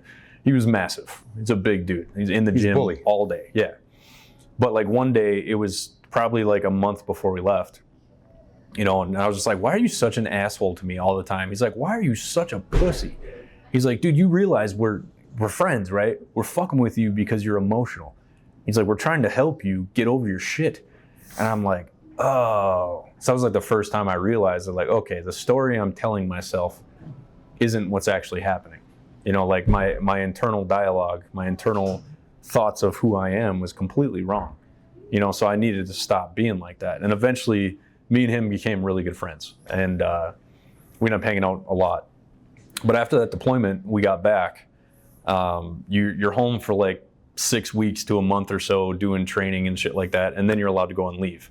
So I went on my leave, came back for 2 weeks. So how long was your deployment? It's only 6 months. Okay. Training for that one was only, I think it was 3 weeks, maybe a month, because it was Qatar. Like, Okay, so what's your demo consist of? so usually it's just you come in, you pull in on a bus, and your family's there waiting for you. You say hi, you know, and then you go back. You got to sit through meetings and briefings, and it's just a lot of briefings. You just sit there and listen. People talk. They don't talk about mental health. They don't talk about suicide. They don't talk about reacclimation. None of that shit. It was just They like, all they right, welcome bring you back. Here's your, Yeah. So now at this point, I had been in the Air Force for a little over a year and still had never worked my job. And so at this point, it's probably like, I want to say it's... Do you have a pistol like assigned to you? Is it in a locker? Is it in Yeah, armory? we all You had have to in the check it out? armory. Okay. We all have our own weapons assigned to us, but I had never touched my weapon Right. aside from like fire training, right? So I come back from leave and I go back into training for like a month. And then as I'm doing that, I'm like, all right, I'm excited to finally go back in. And they're like, oh, we got another deployment coming. Because I had told my unit deployment manager, I was like, don't ever send me on some bullshit like that again. I was like, I actually want to go do something. He's like, careful what you ask for. I was like, no, I want it. Let's go. And so I got tasked on a deployment to Camp Bucca, which is in southern Iraq. So again, still hadn't done my job yet. Right. And so we go to Fort Lewis for that training, which was awesome. It was a lot of fun. So we got to train with the Rangers. Where's Fort Lewis? It's in Washington, Right. just Yeah. Seattle, Tacoma area. And we got to train with the Rangers, which was awesome. They showed us, we did convoy training because we were supposed to do convoys is what we were supposed to go do. Okay. And then the rest were all going to be tower guards and stuff like that. So there was a big fight to get on the convoys. And so again, like I told you, I was always really good at shooting. And so on that first deployment, I was a 249 gunner. And on this one, they trained me on the 249, 240, and the 50 cal. So convoy, you mean convoy security? Well, yeah, so like we would be doing route clearance. Yeah, because So the Air Force doesn't have truck drivers. what are you talking about? We do convoys. Like, because truck drivers and MOS in the Army. We don't have that. We just Right. do convoys. So there's convoy security. Security forces guys driving the car, right? So it's all security forces. So when we do convoys, it's just us. So there's a driver, there's a TC, there's a gunner, and an AG, and then usually a sniper team in one of the other trucks. What does an Air Force truck look like? Like, is Well, it it was just- Humvees. At the time, it was all Humvees, and then we got upgraded to MRAPs. So Okay, we got when, trained when I to say drive it. convoy, I mean I'm because we did route clearance. That was our job, Mm-hmm. and then there was convoy security that was strictly assigned. There was a lot of MPs doing that in infantry, and so I'm just curious what an Air Force convoy looks like. It's just the same as an Army convoy. It's just all security forces guys driving. Security forces guys driving, security forces guys in the guns. Security What are forces they? guys. What are they moving? Are they just People. Or are they just going one? It depends. So most of it was route clearance, right? A lot of it was troop transport. And so we drive troop transports up to Basra and back, which was a lot of what we did.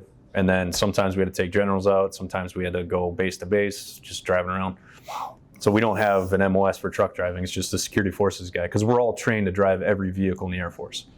So we can drive an MRAP. Like I'm trained on driving MRAPs. I can drive air brakes. I can do all that. So like you get trained in the Deuce, the 5-ton, an MRAP, the MAT-V. I'm trained to drive all those. So it's just security forces does everything that we need to do rather than having an MOS come in to help us. So, you know, because we're self-sufficient, you know. But no, it's just like, so we're trained on everything. So if something goes down, we all can do it, right? So there's multiple guys trained on a 50 cal, multiple guys trained on driving, multiple guys trained on, Okay,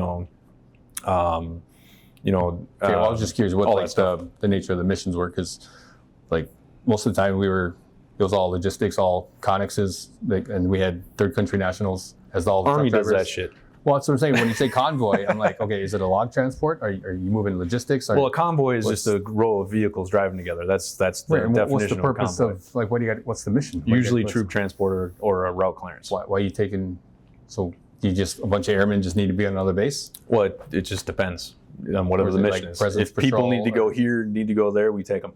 Okay, so you weren't part of the mission planning process and all that kind of stuff. All of the leaders of the convoys would do that. So like because every TC truck commander and then the squad leader, they would all plan all that shit, and then the airmen would just get the vehicles ready. So what was your mission brief like? They would just say, hey, we're going here, we're going there, here's the threat, this is what we're looking out for. Like I was the lead gunner in Iraq in 2008, so my job was to find IEDs. So like the main goal, what we did, we were always, truck. Yes, we were the scout truck, so we were always like 100 meters ahead of everybody, just in case we got blown up. So our job was to just search for IEDs. And I think on that deployment I found, I don't remember, I think I found like 13 different devices. A lot of them, there's different stages too. So for like people don't know, you got stage 1, which is they dig the hole, where they get everything set up. That was a whole job. Well, the same for you as for everybody else. Okay. Right, so you got stage 1 is where you dig the hole. Stage 2 is where you plant the device. Stage 3 is when you set up the device. Stage 4 is when it blows up. So most of ours we found in stage 2 or stage 3. There was one that I missed that kind of fucked me up a little bit. But we stopped, the Bravo truck stopped right next to it, but we had jammers. And so there was a bunch of what's that? Warlocks. Yeah, there was a bunch of missed calls on the cell phone. So if our jammers weren't on, my squad would have been dead. So after that, this was probably 4 months into the deployment. After that, I started to lose my shit.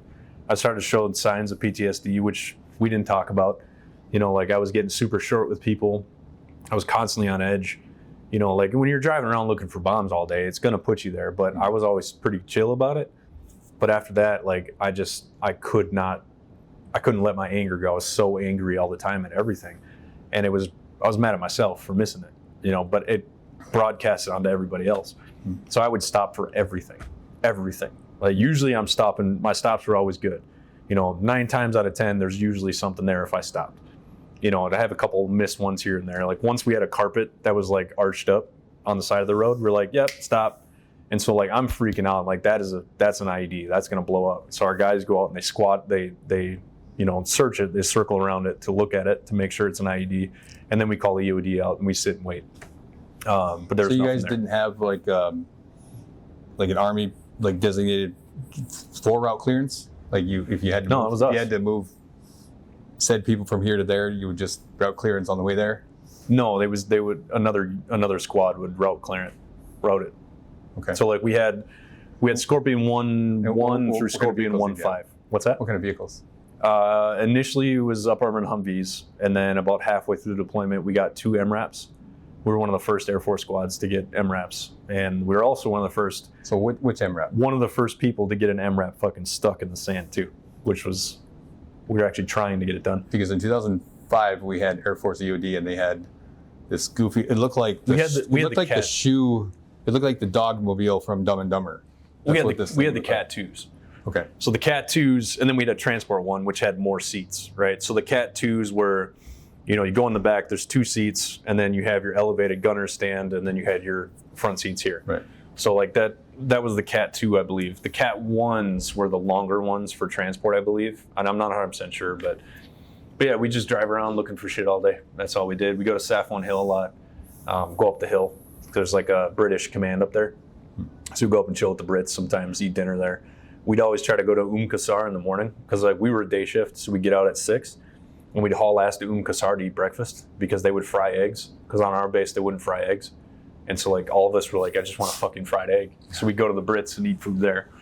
And then we did a lot of troop transport. Like the Ugandans took over the towers for us as we were leaving. So we drove up to Basra to pick up all the Ugandans that flew in from there and then take them back down. Okay. And the crazy thing is there was a day that got canceled because it was one of the, the fancy Iraq dust storms came through, and they shut down all operations that day. We go back the next day, and right where my truck parked every day, there was a 240 mortar hit right there. There's just a giant crater where my truck used to be, and it hit right around the time that we would have been there. And I never left my truck, so it would have hit me. So kind of weird how things work like that, Complacency, yeah. They pick up on patterns.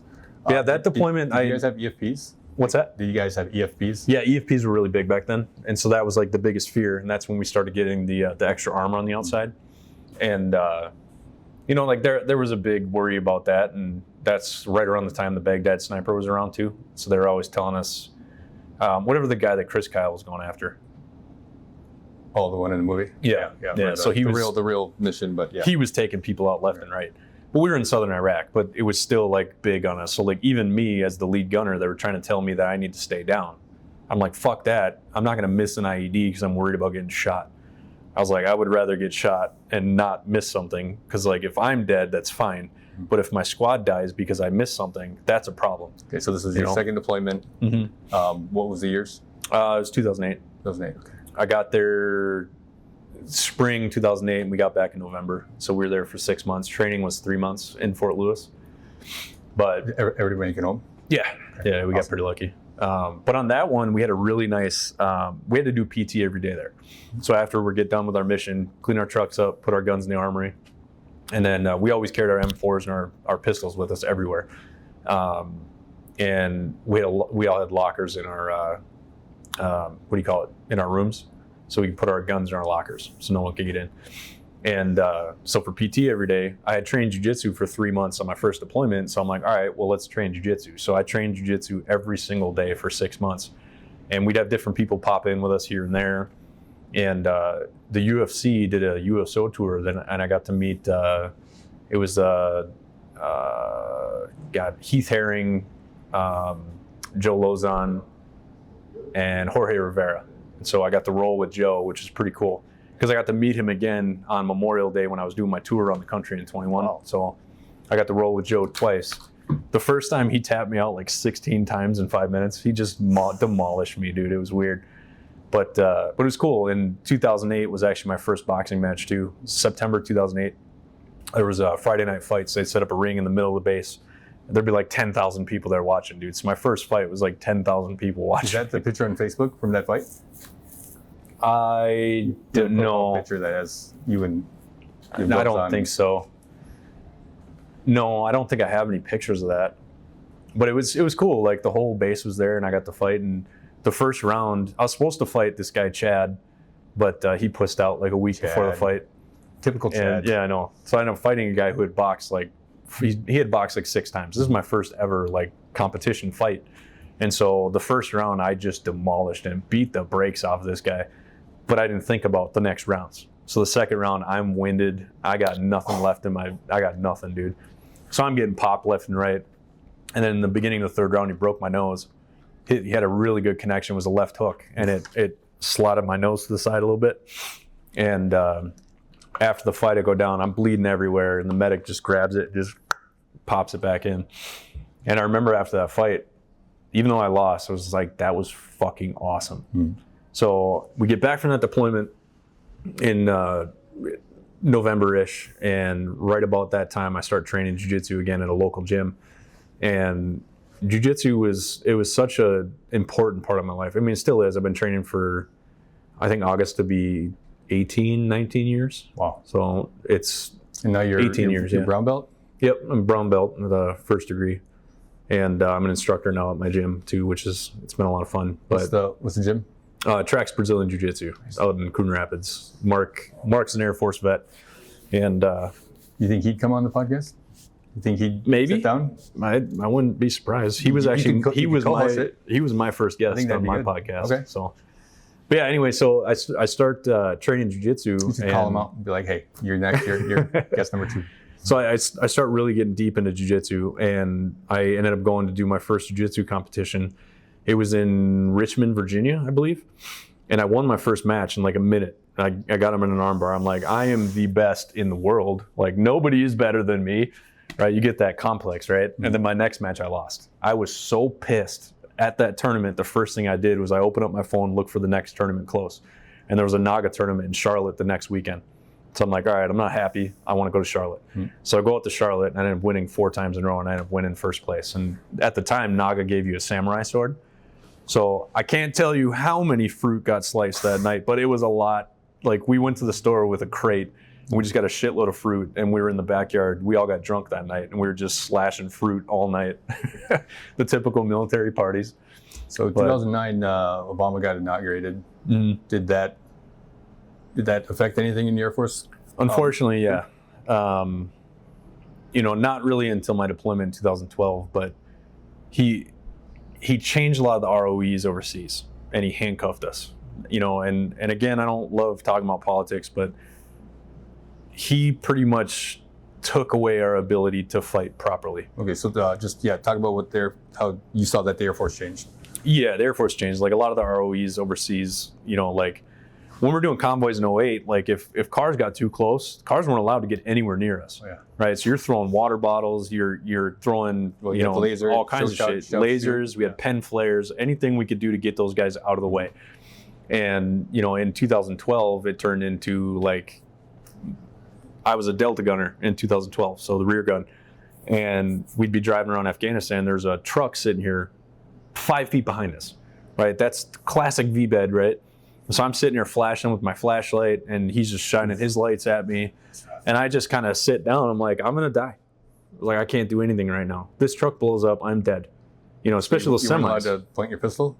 Sure. They told us not to, but I did a lot. I lost count. I couldn't even give you an estimate of how many people I pointed my pistol at overseas. Because you point a 50 cal at kids in Iraq, they don't care. But you pull your pistol out and you aim that at them, they'll run. They're scared of pistols. And there's a lot of people who, if you just get too close, like, first thing I'm going to do, like Ishta, go away. Yeah, I don't remember any of it. Imchi, yeah. Yeah, yes. Oh, so Ishta's like I think Imchi was go away or something like that. Ishta's the more derogatory version of that. Yeah. I remember one guy taught me, Imchi Tata Armik means that get away from here, I'll kill you. So I use that one a lot. But yeah, so like in 2009, I really got hard into jiu-jitsu. And so the funny thing is, right after that deployment, still had never done my job, right? So I was home for like a month and a half or so, and they just put me out on flight on the F-15 thing. So I don't know what to do, right? I don't know the checks we have to do. I don't really understand the boundaries because they got the red line on the flight line, and then you have white ECPs. So it's a red line. You're not allowed to cross the red line. You have to go through an ECP. Right. So yeah, that's every airport has a line you're not supposed to cross. Yeah. So like I'm just driving around and shit. Next thing you know, like I get a call on the radio for Alpha 1. I'm like, go ahead. They're like, what are you doing? I'm like, I'm not sure what you're talking about. And then like 5 minutes later, a squad car comes flying up to my truck, and they're yelling at me like, get out of the car. And I'm like, what did I do? I have no clue what's going on, right?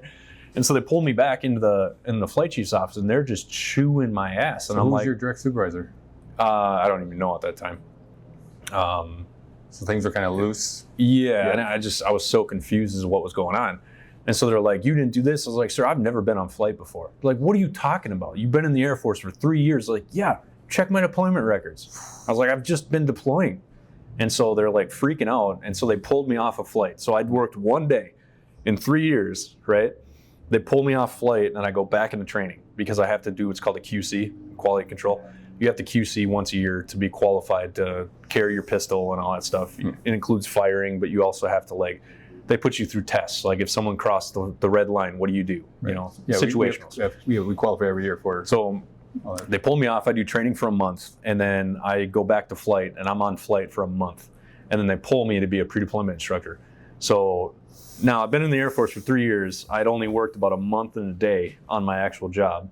So the pre-deployment training was great because, it was 9 to 5. It was perfect. We only had class on Wednesday, Thursday, and Friday. It was Tuesday, Wednesday, Thursday. So Monday we had nothing to do. So I had a Camaro. So I'd pull my Camaro in the garage and just work on my Camaro. And you were in South Carolina? Yeah, North Carolina. Yeah. So it's hot. So we just sit there. We'd bring my PlayStation in. We played PlayStation because we had nothing to do. And it was a TDY, a temporary duty assignment. So we weren't with our squadron technically. So my supervisor was Corey Coughlin, one of my good friends. Corey's a good guy. And we just chill. So Tuesday we'd have students come in, but I didn't have a class. So I would just walk around, clean up, get everything set up for the FTX on Thursday. And then Wednesday I would teach like actions on contact. So how to react when you're getting shot at, how to identify UXOs, IEDs, tripwires, all those things. And because I was one of the few on base that had the training on it. And then I would teach, we'd do like the rifle fighting and stuff like that. And then I would occasionally try to do like, some combative stuff, but they wouldn't let us do it, which sucked. And then Thursday we do an FTX all day. And so I would just bring in some of my buddies, give them M16s with blank rounds, and we just go fuck these guys up. I got some blast simulators too, because my job was to walk them around and have them find IEDs.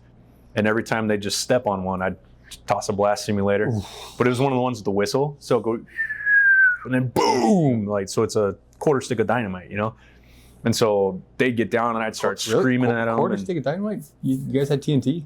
Well, I don't know what the fuck it is. I'd say it's similar to a quarter stick. So the sound, at least. Okay. The explosion, no. But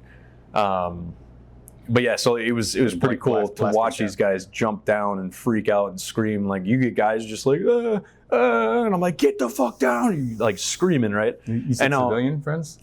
No, this is the airmen that are getting ready to deploy. Oh, you knew? Okay. Yeah, so like the airmen that are getting ready, but it's like E1 through E9, and then we have, 01 to 04, right? So I'm screaming at majors, tech sergeants, chiefs, like we're supposed to make it realistic. And I can't tell me how many of those guys cried in a field training exercise. It was embarrassing, right? But it was our job. Like, our job was to scare the shit out of them, right? It's just to get them ready. Worst case scenario. And one of the civilians that was an instructor out there, he was a demo expert. So this guy actually created actual tripwires. So when they stepped on it, a blast simulator would go off. And like, we fucked these guys up, dude. It was a lot of fun. But the whole time I was training jiu-jitsu too, and then 2009, and like, I think it was October, I took a fight, and I had to go in front of the commander and, essentially give a speech as to why he should let me do this. I'm like, okay. What if you get permanently screwed up? Yeah, but the risk of getting seriously hurt in an MMA fight is pretty slim. It's a fairly safe sport for the most part, right? Concussions are like the worst thing you're really going to get. So this was maybe like an arm fight break outside of the military. Yeah, so it was called the Carolina Crown 2. I was fighting a guy named I think it was Carlos. I don't remember Carlos' the last name. Carlos Perez.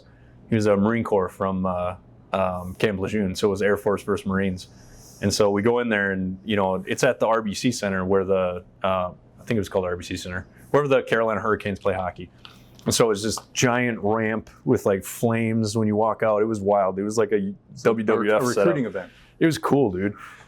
So I go out there, and I beat the guy. We fought 3 rounds. It was a split decision because there was one round where he got a little bit of me. But do you think he'll see this podcast? I doubt it, dude. What would you say to him if he was watching you? Good fight. Yeah. But when I watched the fight now, though, it was fucking terrible. We were both horrible, dude. Maybe he's into jiu-jitsu, like, I don't know, man. Brown belt too. I don't know. But I won that fight, and it was around October, and then right after that fight, I got tasked for another deployment. So I ended up leaving. We ended up getting there early December. Okay. We did our training. When did we do our training? This is December of 2009? December 2009, yes. So we get to Iraq, in northern Iraq, and we're in Balad Air Base. Used to be Anaconda, I believe. Mm-hmm. And they called it Mortaritaville for a reason, because we had a guy that worked in the TOC, and we got hit, like, we got mortared like 185 times in 6 months. Like, we're just getting... It's a 15 square mile base. It's huge. Yeah, we were getting destroyed the whole time. So that one, we were law enforcement. I was dispatched for a little bit, and then mostly law enforcement. So that deployment was, it's weird because you're base police. Pretty much, yeah. So like, you're getting mortared, you're getting bombed. We have overwatches on the gates. We got guys in towers, and then because the tower people, that was a different squadron of security forces guys. So we were the law enforcement squadron, but we were also doing flyaway security. So you go on the planes, prisoner transport, stuff like that. You would just sit on an airplane, pretty much.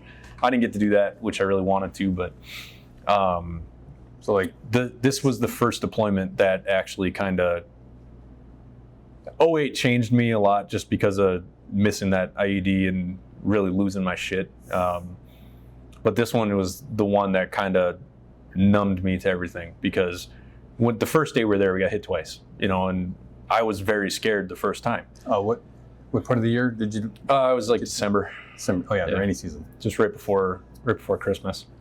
But the more you get mortared, the more you're just like, fuck it, whatever. You just get to the point where you're like, okay, if I die, I die. I don't care, right? And I truly didn't give a shit if I lived or died anymore, right? I dealt with depression since I was a kid, dealing with my stepdad beating the shit out of me. So like, I didn't realize I was depressed. I didn't realize I had PTSD. I didn't realize that I was going through it.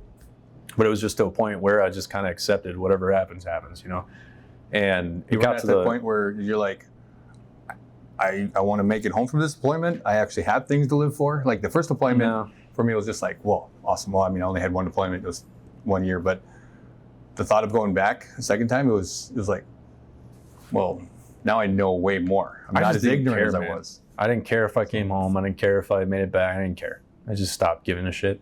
But I liked the job. I was married to security forces. I loved it. I actually really, truly enjoyed it. I was probably one of the few security forces guys that actually loved the job. Okay. Did you make rank at this point? At that point, I was an E4 still. On this deployment, I ended up getting an Article 15. I got in trouble, so I got Article 92, failure to obey orders. Private file. Long story. It wasn't really my fault, but it was because I was in charge of the airmen who fucked up. So what is your? Yeah. So I got Article 92, and I got a month of extra duty. My actual punishment was to sweep a sidewalk every day. Sweep the sun off the sidewalk. On base. That was my punishment. But I realized after like the third day, no one was watching me. So I would just go take a spare vehicle and I would drive around, do post checks, run to the BX for people, bring chow to people. Like I just pretty much made my own punishment. So I pretty much got to relax for a month. It was nice. So you're what, 22, 23? About 22-ish. Yeah.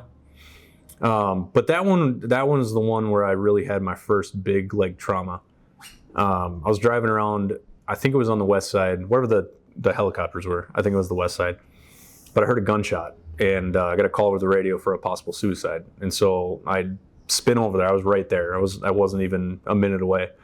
So we pull inside and we walk in, and there's a guy, Michael. I can't remember his last name for some reason, but he was an army guy. He had laid down in his bed and shot himself in the bottom of the chin, from top of the head, blew his brains all over the wall. And I walked in, he was still alive. And so like, what do you do? So I just go over to him and I kind of sit there, put my hand on his chest, and he grabbed my 3 fingers. Like I still feel it sometimes.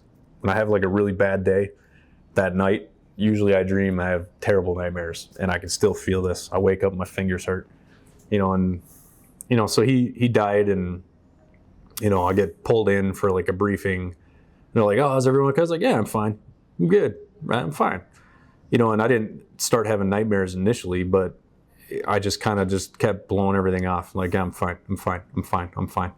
Right. And I got back from that deployment, and that's when I probably could go back and say I was definitely an alcoholic. It was to a point where I was drinking a bottle of Jameson at night and drinking until I passed the fuck out, and that pretty much continued on until about 2015. And I didn't think it was a problem. I didn't really understand PTSD. I didn't understand depression. I didn't know about any of that shit. I didn't realize that was what I was suffering from. My PTSD is kicked up. My depression is kicked up. Coming back from that deployment, I just fucking hated my wife for some reason. She just bothered me all the time. We'd have some good days here and there, but like, I never want to be around her. I just want to deploy again. But because that happened, that incident, I was mandatory. I had to stay back for a year. So, that year sucked. I didn't really like it. But I did some training here and there. I'd take as much training things as I could. And then when Afghanistan popped up, like I begged the UDM, please put me on this 50 cal. Let me go. Because there was rumors that we were going to be the Reapers, right? Which the Reapers our unit was the first unit that actually started like the actual Reapers. Because the first ones, they would just walk around the outside of the base. 15 feet away from the fucking wire. What is the point of that? Just walk around the inside. That makes no sense, right? So I was super pissed because the day we got there, that's the first thing they made us do. We had to do an exterior patrol, fucking 40 meters away from the wire. Okay. Walking through live minefields. I'm unfamiliar with the Reapers. You want to? Yeah. So the Reapers were, it's security forces guys, right? So our job was, we had a 10-mile radius around Bagram. So it was our battle space. We had a couple Army COBs that we would partner up with, and they would patrol the area too. So it wasn't strictly ours, but we were in charge of it, right? And so we would drive around, do route clearance, we do convoys, we do security council briefings with like the Afghanis. So we'd set up with the Afghani army, with the British army, like we would all kind of pile up and just sit there and hang out. So like that one, we got lucky because we never got hit. But the intel briefings before every single day that we go outside the wire, we have an intel briefing with an intel officer, and everyone was involved. And so every single day they're just like, well, yep, another squad got hit by an IED. Like these guys died. This Air Force EOD squad died. You know, these Army guys died, got hit by an RPG, died. And so like every day you're just like, fuck, I'm gonna die. You know, and I think the thing that kind of made me realize that I was kind of done after this deployment was my daughter had been born in 2010.